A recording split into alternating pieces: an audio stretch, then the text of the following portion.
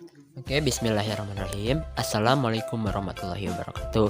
Perkenalkan, nama saya Alif Nerajwa Santoso dari kelas Agroteknologi A dengan NIM 121706004. Nah, jadi di sini saya mendapatkan tugas untuk mengerti pengertian tentang ekologi tanaman dan ekologi tumbuhan.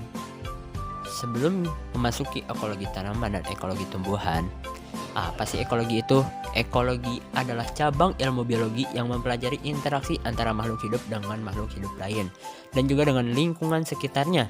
Dalam hidup, lingkungan ekologi dijadikan sebagai ilmu dasar untuk memahami interaksi di dalam lingkungan.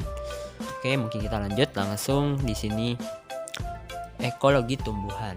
Nah, sudah masuk ke dalam ekologi tumbuhan. Ekologi tumbuhan itu adalah ilmu pengetahuan yang mempelajari secara spesifik interaksi tumbuhan dengan lingkungan hidupnya yang berhubungan dengan berbagai proses dan fenomena alam.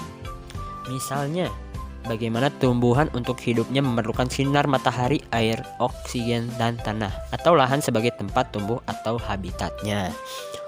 Oke, untuk yang selanjutnya ada ekologi tanaman.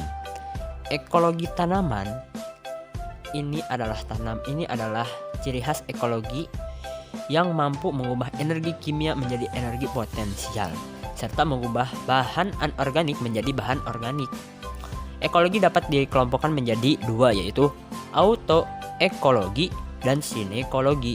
Autoekologi adalah ekologi yang membicarakan tentang suatu spesies organisme atau organisme secara individu yang berinteraksi dengan lingkungannya. Sedangkan sinekologi adalah ekologi yang membicarakan tentang sekelompok organisme yang tergabung dalam suatu grup yang berasosiasi bersama sebagai suatu kesatuan unit dalam daerah tertentu. Oke, jadi sekian pengertian dari ekologi tumbuhan dan ekologi tanaman. Oke, langsung masuk kepada contoh ekologi tumbuhan dan ekologi tanaman. Ekologi tumbuhan berkaitan dengan tanah, iklim, dan tumbuhan. Begitu juga tumbuhan berkaitan dengan iklim tanah. Nah, jadi di sini kenapa berkaitan? Contohnya dalam tumbuhan itu pasti memerlukan yang namanya habitat untuk hidup, yaitu tanah. Nah, si tanah tersebut pasti ingin subur kan, ingin suburnya tersebut, maka sisa-sisa dari tumbuhan tersebut jatuh ke dalam tanah dan menjadi pupuk organik. Nah, masuk lagi ke iklim yang membuat tanah menjadi subur dan dan tumbuhan menjadi sehat sehingga bisa menghasilkan fotosintesis. Mungkin sekian penyampaian saya, maaf apabila ada kekurangan.